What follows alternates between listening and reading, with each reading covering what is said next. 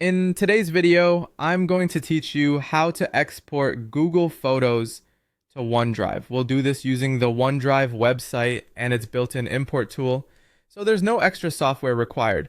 Before you begin, double check that you're using the correct Microsoft and Google accounts and that your OneDrive has enough free space for your photos and videos. Open your web browser, search for OneDrive, and go to the official OneDrive site.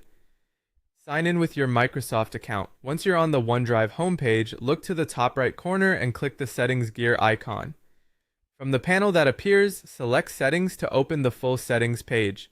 On that page, find Import Cloud Photos and Files. This is where OneDrive lets you connect to other services. Before you connect anything, turn off all the toggles you see here. Turning them off ensures you're doing a one-time manual import rather than enabling ongoing automatic syncing. You can always return later and turn them back on if you want continuous imports.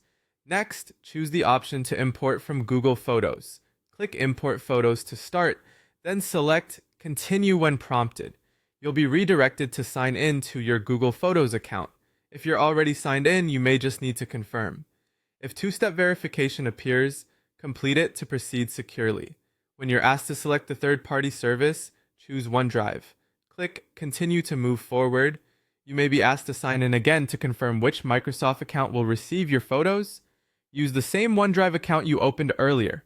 Review the permissions carefully so you understand what access you're granting, then click Agree, and continue to authorize the connection. Now, wait until the export is done.